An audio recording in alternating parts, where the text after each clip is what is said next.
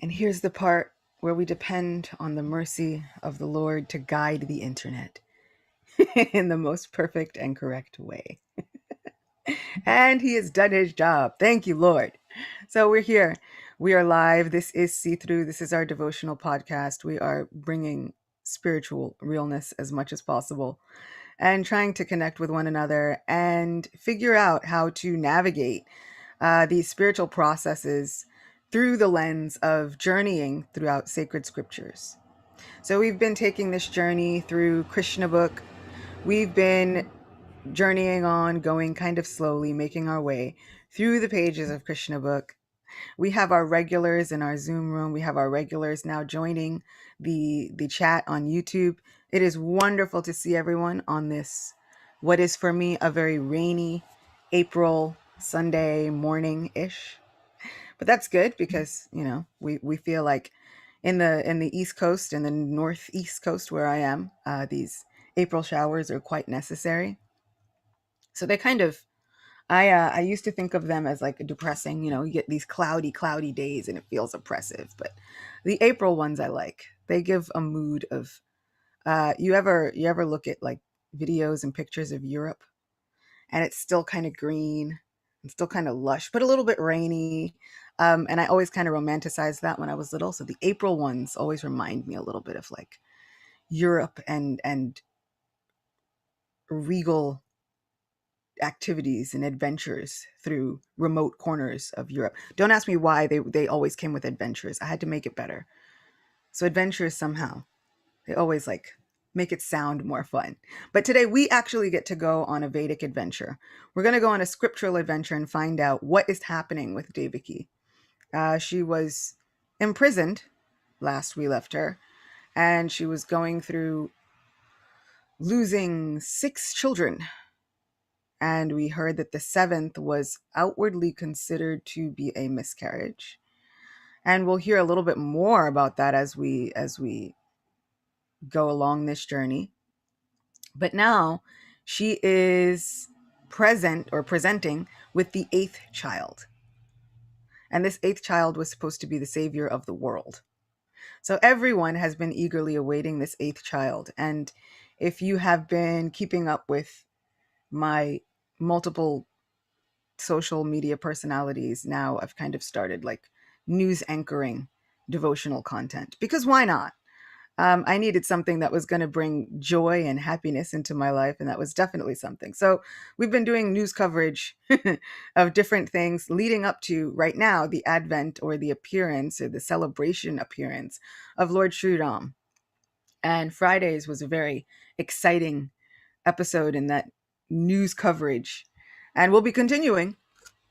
And so this is something that I kind of hope to continue even throughout the year, because there's so many things that happen throughout the year that we don't even think about. So keep your eyes peeled for extra news coverage. But definitely during the time of Janmashtami, we'll be revisiting some of these important events that have occurred, just to try and put us a little bit more into the mood of what was happening, so that we don't just think, oh, Janmashtami is here and Janmashtami is gone, and that's it. So Janmashtami will be celebrating the appearance of Lord Shri Krishna. And that's what we're speaking about right now. But during the time of Janmashtami, there'll be very, very exciting news coverages coming up about what Kamsa is doing, about what the rest of the universe is doing, about Devaki and Vasudev and everyone involved. So it'll be a way to kind of corral our consciousness, bring us into a new frame of mind, so that we are not so burdened with all of the other news. We need something else. We need a little bit more to help us out, because our hearts can just constantly feel heavy. Right? The more that we look at the news, the heavier our hearts feel, because there's always something happening in this material world. And it also lets us know that there were always things happening in this material world. Even going back 2 million years ago to the time of Lord Ram, the purpose of these news coverages was to say that it's not just now that we're facing issues. It's a material world thing. And one of the best things that we can do is to pray for one another and to pray for ourselves, and try to find a way to get ourselves and each other out of this material predicament. So I'm hoping that this will bring added hope and happiness to all of our lives. So with that said, we've been journeying through Krishna book. We are in the middle of chapter 2, prayers to the Lord in the womb by the demigods. And we are starting kind of in the middle of the chapter talking about Kamsa seeing the transcendental beauty of his sister Devaki. That's about the first line of our paragraph. So as I read, I hope that you'll all be able to catch up and be there quickly. Our wonderful, oh, that's so sweet. We in the YouTube chat there are some people from my own home temple, Radha Govinda Mandir, saying how much they miss me. I also miss all of you. I used to teach a Sunday school there. So one of the girls in my Sunday school, their mom was saying hello. I'm also sending my good wishes and my hello, not only to you, but also to all of your daughters. Please tell them how much I miss them and that I'm sending big hugs their way, hoping that everybody is safe and sound and feeling as happy as possible. One person is asking, is there a difference between Vishnu and Krishna? Well, of course there is. And in fact, they say that Sri Krishna has some key differences from all of the Vishnu expansions. So according to Vaishnavism, we have Lord Vishnu, and Lord Vishnu is considered to be an expansion from the original source, who is Sri Krishna. So now that we see that, it gets a little bit confusing, because what we've seen is the devas have gone to Lord Vishnu to ask for help. See, this is the part where it gets confusing, and I'm glad someone kind of asked this question. The devas go to Lord Vishnu and they appeal for help. And so it would appear on one hand that Lord Krishna would be an expansion of Lord Vishnu. But now we see that Lord Vishnu is actually an expansion of Lord Krishna. And how do we reconcile these two things? So the devas have gone to Lord Vishnu to petition for help. Now, if we remember, in this case, they don't actually see Lord Vishnu. They don't actually see or hear anything. Right? Lord Vishnu transmits a message to the heart of Lord Brahma. And then Lord Brahma then transmutes that message to everyone else. And we spoke about that on one of the first episodes of See Through. And we spoke about how there was no enviousness in who received that message, right? The devas were not thinking, oh, Brahma, why do you get to receive the message and not me? They were just happy to receive the message and to know that help was on the way. So in the Garga Samhita, which we have taken many wonderful fun facts and tidbits of information from, we hear of the more in-depth story, right? The devas, they go to Lord Vishnu, and Lord Vishnu says, I think you need a little bit more help. You need a little more juice. You need like the concentrated essence of the Supreme Person. And so Lord Vishnu takes them past the coverings of the universe, past material creation, and they reach the spiritual abode of Goloka Vrindavan. Goloka meaning the planet of the cows. And who lives on Goloka? None other than the eternal cowherd boy, Sri Krishna. Goloka is actually guarded with gates, right? So we also spoke about that there should be boundaries to our spiritual abodes, even the spiritual abode of our heart. There should be boundaries, right? We think that once we get into a spiritual community or a spiritual connection, all those boundaries are gone, right? Everyone is safe, but no.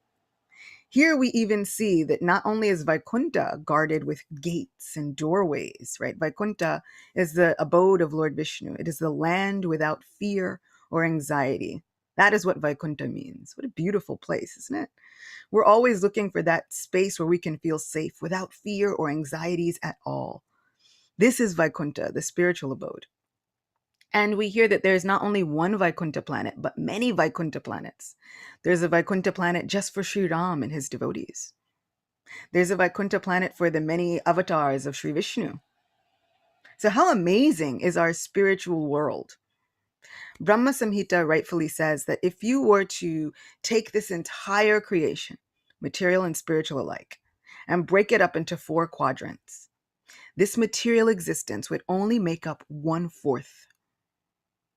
just 1/4 of the entire creation. The other 3 quadrants, the 3/4, are all spiritualized planets. How amazing is that? We're stuck in this little 1/4. And we keep thinking that that's all there is, when there's 3/4 of spiritually charged places where we have everlasting relationships with our supreme friend. This world is so much more vast than we give it credit for. So that Vaikuntha planet is a land without fear, and there are many, many Vaikuntha planets. But there is one supreme abode, Goloka Vrindavan. And that place is guarded at the gates by gopis. One might think, oh, I thought all gopis did was, 10 cows and churn butter and make yogurt and little simple village things. No, these gopis, they have staffs.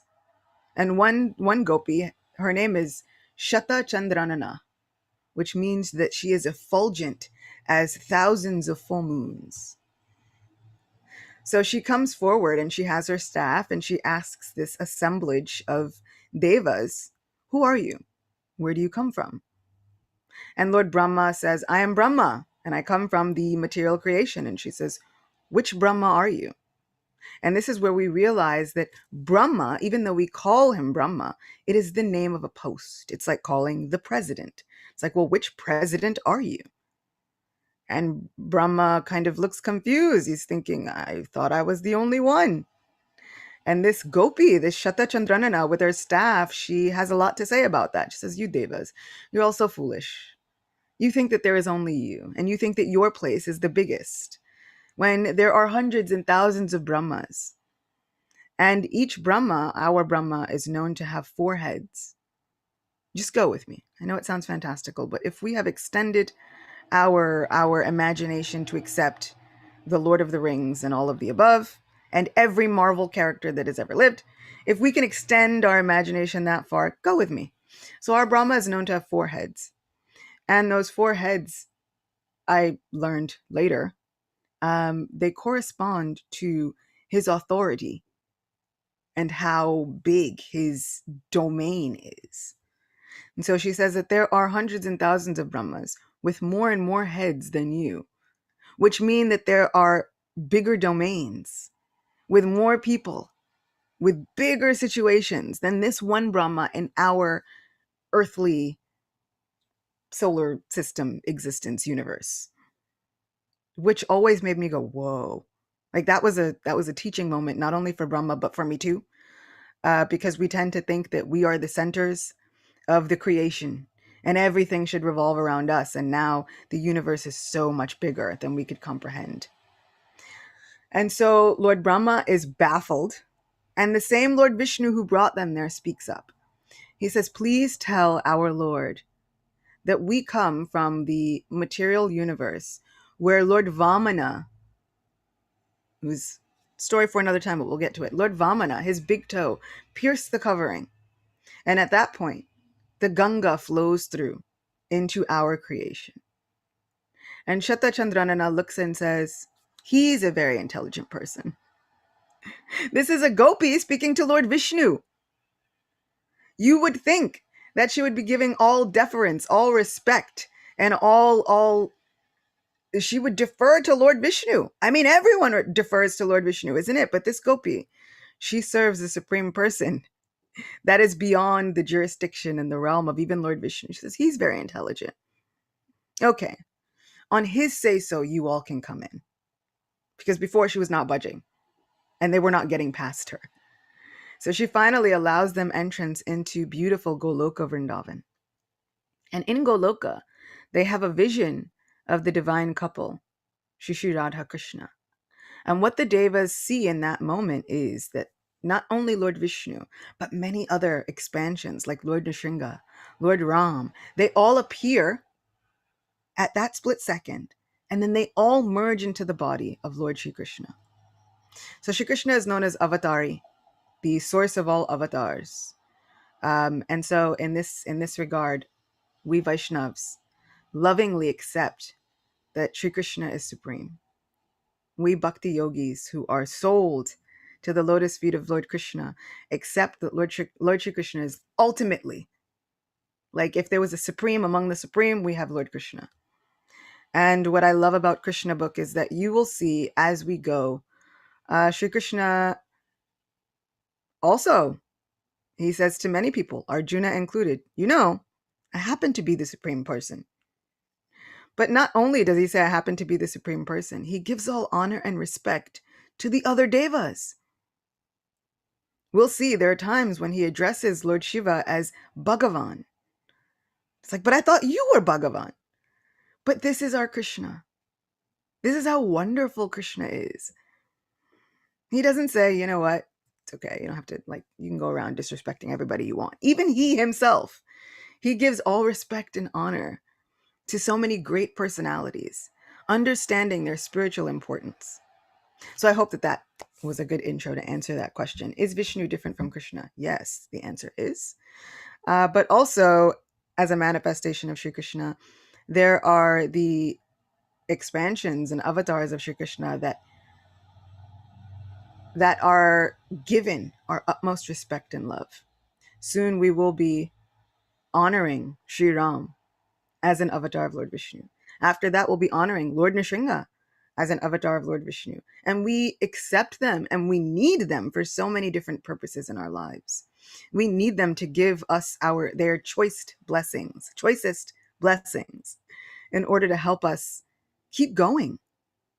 We honor Lord Ram and all of the many wonderful pastimes. And in fact, next Sunday is, for me, the appearance of Lord Sri Ram, Ram Navami. So we'll be taking kind of a break from Krishna book to speak about the pastimes of Lord Ram and how they connect to Sri Krishna, because we're talking about Krishna book. So we'll be relating it back to Krishna and how they intersect, how they relate. And so it'll be a really fun episode of See Through next week. Same time, same place, so that we can talk about Lord Ram and find out what's the connection and what's the big deal. So now that we have gone through that explanation, which is a little bit inconceivable, and it's supposed to be, because Krishna is inconceivable. So just when you think, I think I understand it, then Krishna does something inconceivable again, and you're like, I'm lost again. And that's what he likes. It's what he enjoys, is being as inconceivable as possible. So let's see in what other ways. Starting again from Krishna book. Kamsa, now, starting with Kamsa, however, saw the transcendental beauty of his sister Devaki, and he at once concluded that the Supreme Personality of Godhead had taken shelter in her womb. She had never before looked so wonderfully beautiful. He could distinctly understand that there was something wonderful within the womb of Devaki. In this way, Kamsa became perturbed. He was sure that the Supreme Personality of Godhead would kill him in the future, and that he had now come. Kamsa began to think, what is to be done with Devaki? Surely she has Vishnu or Krishna within her womb, so it is certain that Krishna has come to execute the mission of the demigods. And even if I immediately kill Devaki, his mission cannot be frustrated. Kamsa knew very well that no one can frustrate the purpose of Vishnu. Any intelligent man can understand that the laws of God cannot be violated. His purpose will be served in spite of all impediments offered by the demons. So, we might think any intelligent man can understand that the laws of God cannot be violated. How do we understand this in the context of people saying, well, what if I don't believe in God? Then what? Right? I wouldn't even think that the laws of God cannot be violated because I don't even believe in a God. So then what? You ever find those questions as someone explaining their faith or explaining spirituality?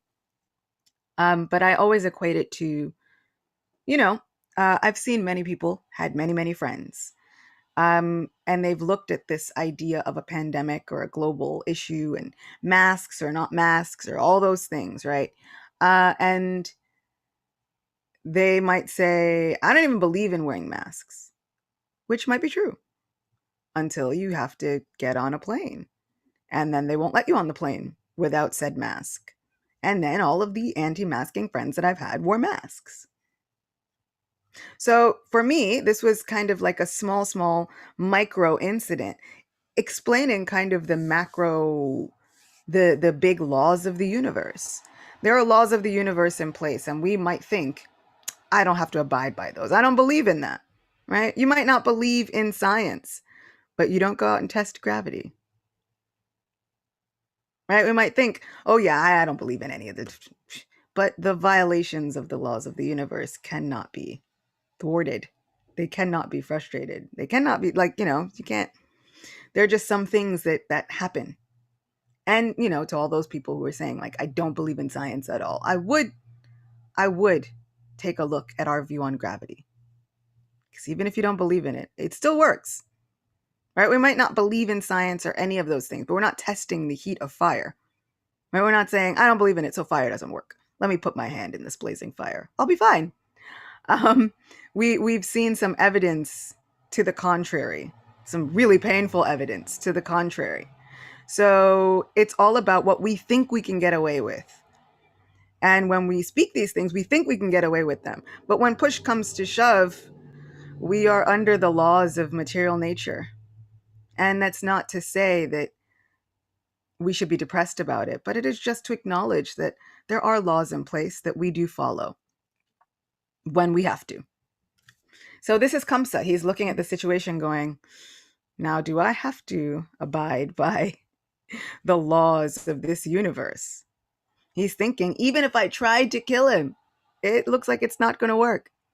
Kamsa thought, if I kill Devaki at the present moment, Vishnu will enforce his supreme will more vehemently. To kill Devaki just now would be a most abominable act. No one desires to kill his own reputation, even in an awkward situation. I think we've seen some celebrity evidence of this. If I kill Devaki now, my reputation will be spoiled. Devaki is a woman, and she is under my shelter. She's pregnant, and if I kill her, immediately all of my reputation, the result of pious activities and duration of my life will be finished. Isn't that interesting to think of how we look at reputation and how our reputation factors into our lives and sometimes our livelihoods? And so sometimes we might think that we have had reason or justification in doing the right thing, wrong thing, whatever it was. But sometimes how our reputation will be seen depends on the outcome of those events, which is kind of crazy, isn't it? Because what is a reputation? Is it an actual physical thing? It's a concept. Our reputations are literally a concept. It is literally what somebody else thinks. But sometimes that can just go to show what is our life and how our reputations are linked to our lives, right? Our friend Raphael is saying, don't believe in science, yet we use the internet, right? Isn't that something? All of these things, I don't believe in it. It's like, except for we use the internet to say that, which is not, it's like all science. I cannot figure out how I am live streaming right now and somehow this video conference is now being telecast to everyone in many different countries. I don't know how it works. And that's why, I haven't a Mac, because I don't need to know how it works. I just need to plug in the things and somebody else makes it happen. This is our existence in this material creation. I don't know how any of this material creation works. All I know is that somehow I've plugged in here and someone else is making it happen. And with that same faith, I go along with the thinking of spiritual realms as well. If there's a material creation with all of these things happening and I am not privy even to how it happens, I just know that it happens, then there must be spiritual planes of existence where the same is happening. People are serving, people are having relationships with one another in kindness and compassion. There are these realms where amazing things are happening. And I don't have to know how it works. All I know is that I've been given a formula that somehow these readings, the chanting of God's names, they'll give us entrance into these divine realms that are mystical. And we don't have to know how it happens. We just know that it will happen. So the same faith that we have that fire will burn should be the same faith that we'll have that these spiritual processes will work. So, Kamsa is now thinking about his reputation. And if I kill my pregnant sister, my reputation will be finished. He also further deliberated. A person who is too cruel, even in this lifetime, is as good as dead. No one likes a cruel person during his lifetime. And after his death, people curse him. I think like Scrooge, right? He had kind of learned that the hard way. On account of his self-identification with the body, he must be degraded and pushed into the darkest region of hell.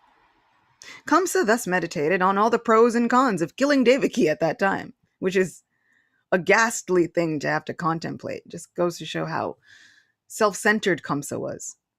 Kamsa finally decided not to kill Devaki right away, not because she was his sister, not just because she was pregnant, but because of what everybody else would think about him killing his pregnant sister. So Kamsa finally decided not to kill Devaki right away, but to wait for the inevitable future. But his mind became absorbed in animosity against the personality of Godhead. He patiently waited for the deliverance of the child, expecting to kill him, as he had done previously with the other babies of Devaki. So I always, with my family members, we tried to bring it into real terms. Kamsa sitting here thinking, let me not kill the pregnant woman because she's my sister. And that would be bad PR. Let me kill the babies. That will be better. Somehow that also seems like bad PR. Like, my dude, what's happening? Like, it just seems like a public relations fiasco. Like I think he needs an advisor to say, I don't think that alternative is better. But this is, Kamsa logic, so we're going with it. Thus being merged in the ocean of animosity against the personality of Godhead, he began to think of Krishna and Vishnu while sitting, while sleeping, while walking, while eating, while working, in all the situations of his life. His mind became so much absorbed with the thought of the Supreme Personality of Godhead that indirectly he could see only Krishna or Vishnu around him. Anybody ever have that situation? Where you think about the thing that you dislike and so much that it is now taking up all of your mental space, which is actually the opposite of what we want. If we don't like something, like, you ever have that situation where you don't like someone so much and then finally they decide, you know what, you're too much. I'm not talking to you anymore. Like they decide that, the person you don't like. And then you ever find yourself trying to justify, well, why would you do that? Just because we're trying to prove that we are not wrong? But really, it's a blessing. You didn't like that person, right? And so my family always used to say this to me because I'd find myself in those situations. And the person would say, you know what? You're too much. I'm not talking to you. And I'd be like, well, I'm not too much. And I'm justifying it. And then they're like, whoa, wait. Did you want to talk to that person? I'm like, no, of course not. They're like, so take it as a blessing. This is an answered prayer. When that person says, I'm not talking to you anymore, our response should be, do you promise? You promise? Because we didn't want it. So my family, they always had a way of trying to help me look at these situations. Like, you prayed for this. Take the blessing and run. So now Kamsa, he was hoping to get free from Vishnu's clutches. But now all he's doing is thinking of Vishnu constantly, which I can only imagine is putting him into ever greater states of anxiety. Like, if you were to just forget about it and go on with your life, that actually might have delayed the prophecy coming true, because we heard Narada was trying to expedite this, because he was saying, if Kamsa shows even a little compassion, Krishna is so eager to accept the compassion from everyone, that he'll think, oh, Kamsa's okay for now. The situation's not as dire. And so Narada is thinking how to make him act in even greater and greater atrocious ways, so that the Lord will feel the importance and the gravity of the moment, right? He'll feel some urgency. So now Kamsa is putting himself into greater states of anxiety. And sometimes we have to remember that. Whenever I see situations that look unfair to me, whenever I see people acting in demoniac ways, I have to remember this, and remember that so many of the demons they kind of put themselves into situations. And there's even a section within Mahabharata where Draupadi, who we'll get to later in Krishna book, she is speaking with Krishna, and she's almost like Krishna's own sister. And, she happens to be a family friend, but Krishna treats her like his own sister. And she says, these people have wronged me. And now you want to speak to them about peace? And he says, have faith. Have faith in their demoniac mentalities, that they will put themselves into an unforgivable situation. Let me do what's necessary. But have faith that your insults will not go unavenged. They will not go unanswered. So sometimes when we think that the outcome is taking a long time, and we think that Krishna is now, I was like, Krishna, what are you doing? Like, I need to be avenged. My heart's been hurt. I'm in a situation where I feel like, are you going to let these people get away with this? Krishna says, no. Have faith. Have faith that the people will put themselves in their own circumstances. So Kamsa is now setting things up for himself. His mind became so much absorbed with the thought of the Supreme Personality of Godhead that indirectly he could see only Krishna or Vishnu around him. Unfortunately, although his mind was so absorbed in the thought of Vishnu, he is not recognized as a devotee because he was thinking of Krishna as an enemy. The state of mind of a great devotee is also to be always absorbed in Krishna, but a devotee thinks of him favorably, not unfavorably. To think of Krishna favorably is Krishna consciousness, but to think of Krishna unfavorably is not Krishna consciousness. At this time, Lord Brahma and Lord Shiva, accompanied by great sages like Narada and followed by many other demigods, invisibly appeared in the house of Kamsa. They began to pray for the Supreme Personality of Godhead in select prayers, which are very pleasing to the devotees and which award fulfillment of their desires. So this is good.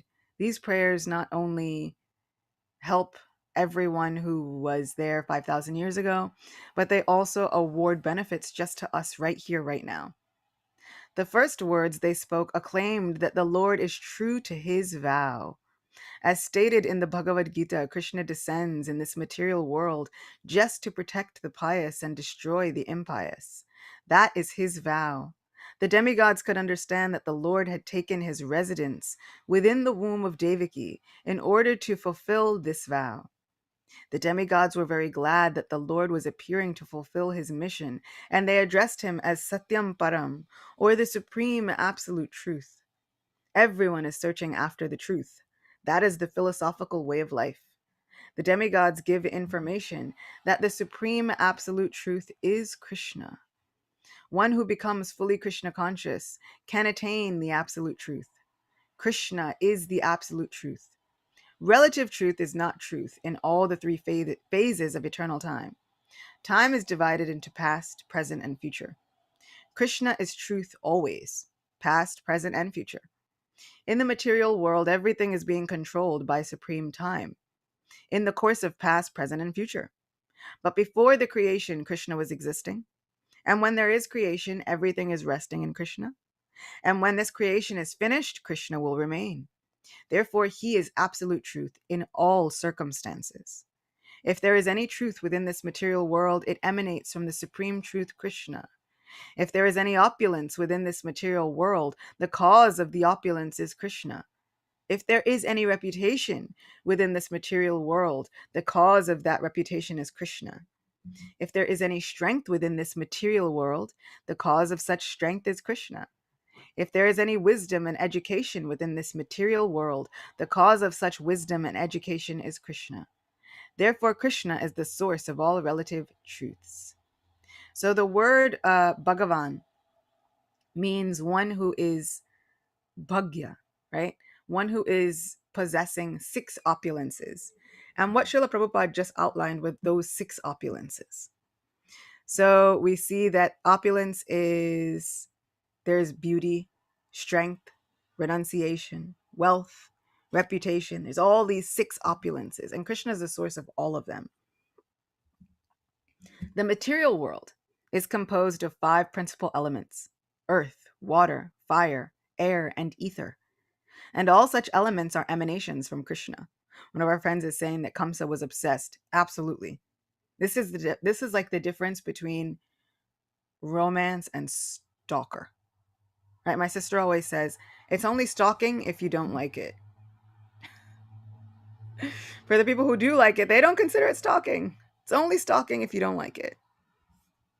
So in this case, with Kamsa, it becomes an obsession, right? In the worst ways, when he's not thinking favorably. Otherwise, it becomes like meditation. For those who are always thinking of Krishna, that is the definition of samadhi, this transcendence. Now, this marks the difference between transcendence and stalking. So this material world is composed of 5 principal elements.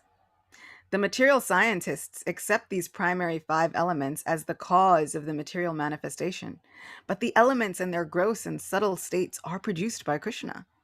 The living entities who are working within this material world are also products of his marginal potency. In the 7th chapter of the Bhagavad Gita, it is clearly stated that the whole manifestation is a combination of 2 kinds of energy of Krishna, the superior energy and the inferior energy. The living entities are the superior energy, and the dead material elements are his inferior energy. And by dead, we see those that are possessed of a superior consciousness and those that are not. In its dormant stage, everything remains in Krishna. The demigods continue to offer their respectful prayers unto the supreme form of the personality of Godhead Krishna by analytical study of the material manifestation. What is this material manifestation? It is just like a tree. A tree stands on the ground. Similarly, the tree of the material manifestation is standing on the ground of material nature. This material manifestation is compared with a tree because a tree is ultimately cut off in due course of time. A tree is called vriksha. Vriksha means that thing which will ultimately be cut off. Therefore, this tree of the material manifestation cannot be accepted as the ultimate truth.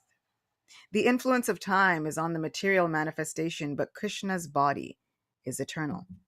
He existed before the material manifestation. He is existing while the material manifestation is continuing, and when it will be dissolved, he will continue to exist. If it sounds a little inconceivable, that's because that's Krishna. The Katha Upanishad also cites this example of the tree of material manifestation standing on the ground of material nature. This tree has 2 kinds of fruits, distress and happiness. Those who are living on the tree of the body are just like 2 birds. One bird is the localized aspect of Krishna, known as the Paramatma, and the other bird is the living entity. The living entity is eating the fruits of this material manifestation. Sometimes he eats the fruits of happiness, and sometimes he eats the fruit of distress.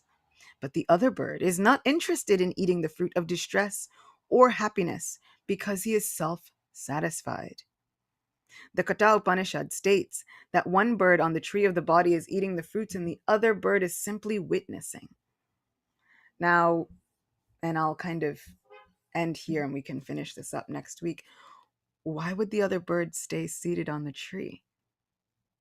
Looks like that bird's not doing anything, isn't it? One bird's eating and experiencing the fruits of their actions, happiness, distress, all of the above. The other bird simply sits and watches the one bird forever. Why would that bird stay there? Why does the localized form of Krishna, Sri Paramatma, why do they stay?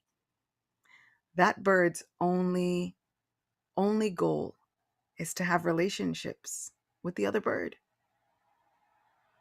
Krishna stays with us just to have a relationship with us. So we say that, Krishna appears to protect the pious and to annihilate the impious. But how does he do that? Krishna's actual supreme purpose is to have relationships with his dear devotees. They say killing the demons is just a byproduct. Killing the demons comes as a byproduct to have relationships with his people, which include us. Every one of us has an unvanquishable relationship with our Supreme Person. And when Krishna appears even in our lives, it is actually to have and rekindle that wonderful, ever flowing, ever blissful relationship. Anything that he does in the way of smashing non-devotees or anything like that is just a byproduct of having that relationship with us, in the form of sticking up for us, avenging us, protecting us, all of those things. Really, it's just to have a relationship. How beautiful is that? And I always kind of liked the analogy of the two birds sitting in one tree, because it made me want to remember my friend. Turn back. We've been sitting next to this localized form of Krishna for lifetimes, and we keep forgetting. We keep forgetting about our friend, going on about our lives, right? Our lives, our own separate existence that we think has nothing to do with God. But God has been there, not waiting to smite us with a mighty blow, but waiting to have a personalized relationship with us. This is Krishna. This is the source of all Vishnus. And now that Krishna says, no problem, I've given an expansion just to you. So we each, every single one of us has our own worshipable form of Sri Krishna, who knows just us, who caters to just us. That localized Paramatma who says is to, is understood to reside in the region of the heart, right next to the soul. That Paramatma is with us through every single lifetime, never leaves us, and is just ours, has no other function other than to be with us. If only we could become obsessed. Even, and I'm always kind of like, would I? If we hear about a wonderful story, there were two gatekeepers, Jai and Vijay. And we'll talk a little bit more about them next week, because they factor into the story of Lord Ram. And they are ultimately cursed by devotees of Krishna, devotees of Lord Vishnu. These are the gatekeepers of Lord Vishnu's palace, right? So the gatekeepers of Vaikuntha are cursed by devotees of Lord Vishnu. And they are cursed to take birth in this material creation. They are devastated and they beg Lord Vishnu, is there anything you can do? Lord Vishnu says, there is only one thing more powerful than me, and that is the word of my devotees. I cannot uproot that and break it, but I can change it a little. I will give you a choice. You can appear 3 times as my enemies or 7 times as my devotees. And so for Sunday school class and all of the above, I've kind of put the question, what would you choose? And so I'll put that question out on YouTube as well. Let me know in the comments, what would you choose? We'll come back to it next week. What would you choose? And think long and hard.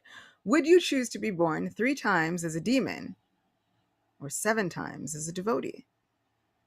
Now, one might think, okay, one comes with a much longer sojourn through the material creation. 7 times as a devotee, right? 7 births as a devotee or 3 births as a demon. And it also just goes to show how demons were accepting a certain kind of service. It's a thankless task. It is completely thankless. But it just goes to show that even demoniac-minded people have a soul that originally was friends with Krishna. And we might think, you mean all of these planetary dictators and all of these people doing all of these atrocious things? Yes. They all have souls with an eternal relationship with Krishna, which my Guru Maharaj likes to bring up, from the Bible, hate the sin, but not the sinner. And it is so hard to separate that, especially when you're looking like, yeah, but that person's making it really difficult with their actions to separate the sin from the sinner. We see it. And so whenever I have those issues, I usually say a prayer also for myself, because I'm like, you know what, Krishna, I'm having a hard time. I'm not so able to separate the sins from the sinner. I'm looking at it all roped into one and yelling from the top of my lungs, I want vengeance now. That's, how that's just me. And sometimes how I have a hard time dealing with it. But I pray I wind up praying for myself and also for them. Lord, you're within their heart just like you're within my heart. And I know these actions don't bring joy to your heart. The demoniac actions do not bring joy to your heart because you're in the hearts of everyone. Filling them with compassion and kindness and mercy and love, whether they are paying attention to it or not. Krishna still is there. Whether we are paying attention to him or not, Krishna is present. So it's always one of those inconceivable moments when I look and I think, and that person had a Krishna in their heart. Doesn't that just go to show how tolerant our Lord is? Our Lord never forsakes anyone. And it's so interesting to think, even when, and because we're coming up on Easter Sunday, et cetera, et cetera, et cetera, all of the many things that are coming up, we see the example of Jesus. How would he be able to pray for people who are doing the most atrocious acts and against him personally? It is unconscionable. Unconscionable. But this is a spiritually minded person. This is the form of guru. And Jesus is considered by Vaishnavas to be what is known as a Shakti-avesh avatar, one who has the potency of God within them for a particular purpose. So this is how we see what is the true nature and character of a Shakti-avesh avatar. This is Jesus praying while having nails and spikes driven into his very own body, praying, Father, forgive them. Because if it were me, I can tell you now, those would not be my prayers. There are some prayers within the Srimad Bhagavatam, and it is called the Narayan Kavacha, right? The armor of Lord Narayan, of Lord Vishnu. And in there's a prayer to the shield of the Lord. And it says, "O shield of the Lord, you are effulgent with many bright spots that look like eyes. O shield of the Lord, please pluck out the eyes of our enemies." Yeah, that's kind of like my prayer when I'm in trouble. It's less the compassionate prayer of Jesus. And that's how you know I am not the Shakti-avesh avatar, clearly. Because I've gone the other route, finding Shastra, where they're like, pluck out their envious eyes. And I'm like, down gung-ho for it. Let's try it. But who among us hasn't had an envious eye at some point? That's definitely been me. And so one of our friends is saying, I heard that Ram Dass would put pictures of political figures that he strongly disagreed with on his puja table to never forget that they too are souls and are just going through incarnations just like all of us. Yeah. Isn't that something? Isn't that something to especially the ones you disagree with? Because that's where we find the most like, ooh, it prickles. And not to pray to them, but to pray for them. In a mood of, oh Lord, I know only you. Only you. And there have been times where I have said a similar prayer, but in my New York way, it has come out like, oh Lord, please get your people. Come get your people, because I can't. I cannot. And it becomes so much. But yeah, this is the goal. And as we start to do that, that mood of compassion awakens the Lord's mercy in our own lives. It actually does wonderful things for us. Because what we pray for other people comes back to us manyfold. Which is why I kind of stopped praying for the sinful eyes of the enemy to be plucked out. And instead I started praying for compassion for us all, because I realized that, yeah, at a certain point, if I prayed that for someone, what if that was, what if now the supreme eye of the harsh judgment of material nature was now watching me, just like, well, are you going to slip up? I'm like, yes, at any moment. Any minute now, I'm going to slip up. And I would want somebody to pray for me in a mood of compassion and protection. So now I try and extend that to those that I specifically disagree with. And it's hard. It is not easy. But one thing it does do is it calls back into our minds Krishna. It keeps our minds focused on Krishna. Because if we enter it into it with a spirit of prayer, then we're never forgetting Krishna. And only good things can come of that. So I want to see if there are any more takeaways. I know Lileshwari is so good at like bringing in the essence. So in a minute, I know she'll have one wonderful takeaway for us. But let's see what's coming through for YouTube. Yeah, we have wonderful things. One, that the Lord never forsakes us. We have people who are saying that they really needed this gathering of people. And that's what I do love, that no matter how bad we are, because I guarantee you, we have in some incarnation or other been some of the worst people ever. I guarantee us, because we're here reaping reactions, right? Reaping miseries from actions that we don't even remember. And so at some point, we have all done things that we are not proud of. We have all done things that somebody else would be considering to be atrocious. But Krishna never left us. And the proof is right here, right now. We're gathered together and gaining the benefits of all of these spiritual processes and scriptures. Okay. And in that same vein, our takeaway, we're never too far to turn to Krishna. He's sitting in our heart just to have a relationship with us, willing to forgive and forget any and every mistake we've ever made. As Prabhupada said, Krishna always keeps his word.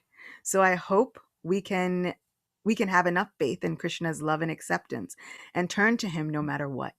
He's been with us lifetime after lifetime, never willing to give up on us. I hope I can stop asking for more proof and assurances and just trust the ones that Krishna's already given to me. Ah, that's a beautiful line. And another takeaway is turn your judgments into prayers. Absolutely. And that one, I hope I can stop asking for more proof and exercise more assurance.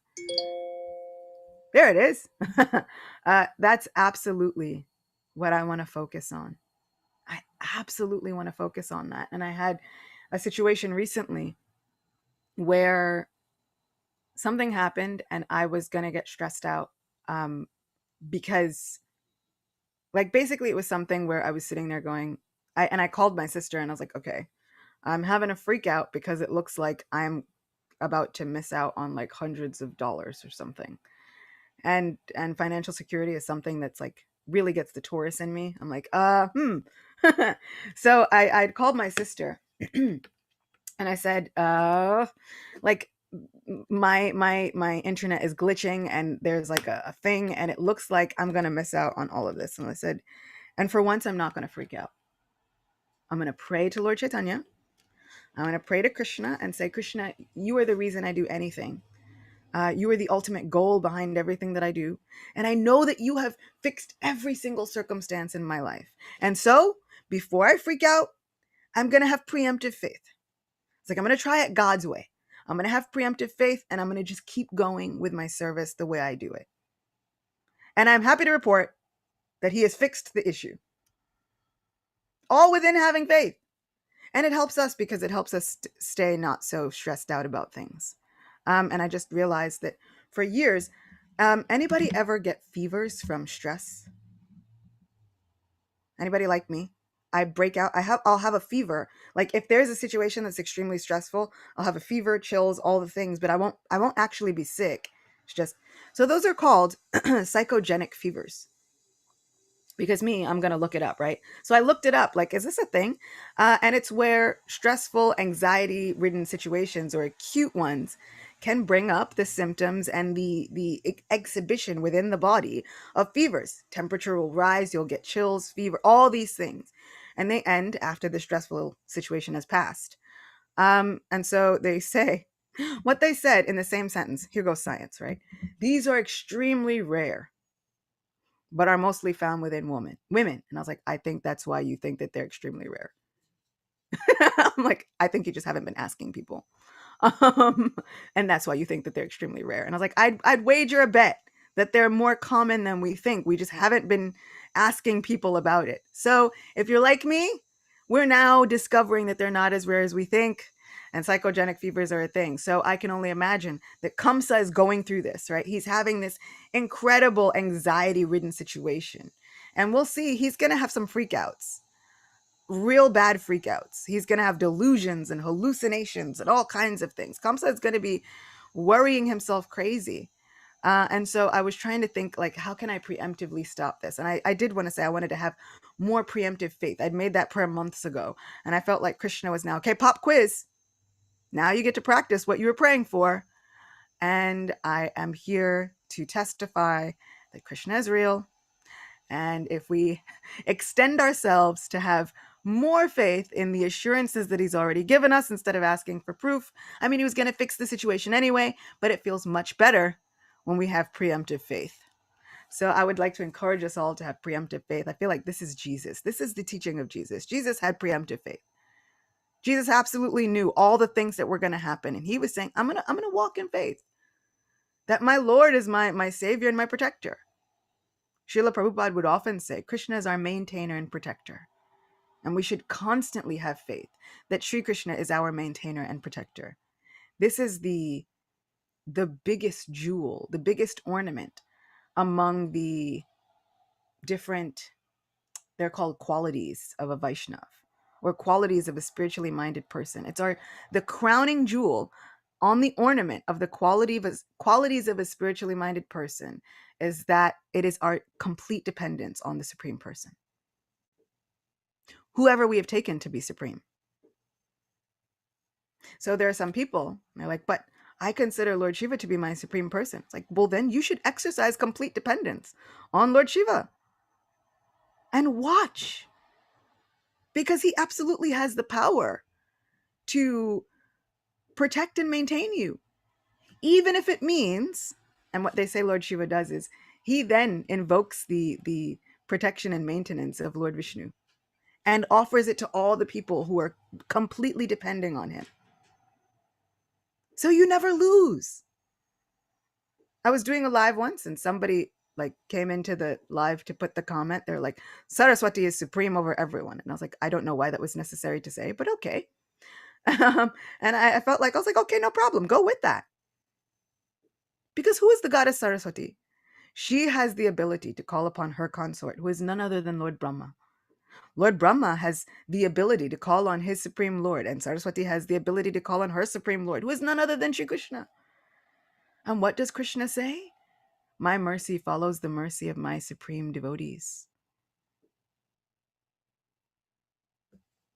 It's so simple.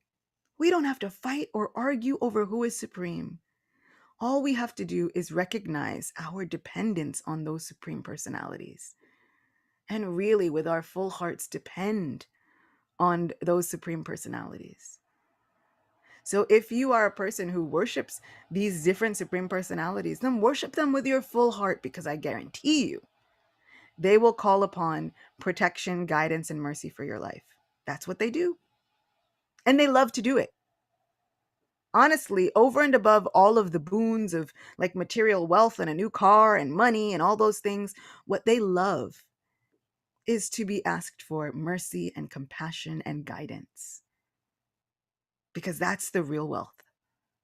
That's where the real juice is. So they love that. So over and above all asking them for a new car, and they're like, okay, whatever. This is what they come to all the time. No problem. But when we start asking, give us your mercy and your compassion and your guidance, give us the spiritual wealth, then their ears start to perk up. They've just been waiting for somebody to ask them. This is their favorite way to connect. So let's take advantage of all of these things. And especially when we know that we're prone to psychogenic fevers, let's try to preemptively have faith and circumvent those anxiety-ridden situations. And know that Krishna is my maintainer and protector. My Lord will come to my rescue. It may take a few days. It may take some time. And it took some weeks, actually. It took a couple of weeks before I even saw any change. But I really do feel like the Lord is looking, okay, now how is my person going to react? Are they going to shut down everything and say, I was only doing this for the money? Now I'm not doing it anymore. Or are they going to continue to walk in faith? Even when it looks as though they might suffer a loss. Krishna says in this endeavor, there's no loss, no diminution, right? It does not diminish, and our spiritual potency is not lost. So we can exercise our spiritual potency in those moments where it feels like I can't see anything except for how this could go wrong, right? This is going to go badly, but it can't go badly because Krishna is in our corner, always there for us. So yes, my biggest takeaway is that I want to stop asking for more proof. Krishna's already proven himself millions of times. I just don't remember. And I want to start exercising and acting on his assurances that he's already given just in this one lifetime. The fact that we are here every single day is divine assurance. So thank you so much for being with me. I think there's like one more comment coming, and I feel like, yeah, Raphael is typing furiously. The proof one hit hard. Yes. Thank you, Lileshri, for that. Thank you, all of our friends. Thank you, Ashi, for being a regular on YouTube and always coming in with valuable gems. Thank you, thank you, thank you. Thank you to all our friends who tuned in, whether in the Zoom room or on YouTube. You can join Patreon to get access to the Zoom room where we can see each other and smile with each other every Sunday morning. And please continue listening in both places. We'll continue with the end of this chapter and find out what the demigods said to Lord Vishnu and prayed within the womb next week. And we'll also talk about Lord Ram. So we have a lot to talk about. It'll be an exciting one. And I can't wait to be with all of you. Until then, Krishna Book Ki Jai, Srila Prabhupada Ki Jai. All glories to all of you. And maybe I'll make a separate video just from the prayers that the demigods prayed, just so that we can have them and that you can pray them when you come into times of difficulty or when you just want to acknowledge, oh my Lord, who never forgets his vow. Look at the state of my life. So I feel like these prayers are applicable to all of us. So maybe I'll make a separate video and put that up just of those prayers so that we can have them to look back on when our lives turn upside down, because they always find a way to. So look out for that. And until next time, I'm so grateful for all of you. Ananta Koti Vaishnava Vrinda Ki Jai, which means all glories to the unlimited groups of spiritually minded people who come for all of us. Shishirada Govinda Dev Ki Jai. Hoping you all find guidance and strength and comfort and compassion in every moment of your lives. And if you don't, come find me. I'll try and help. See you soon.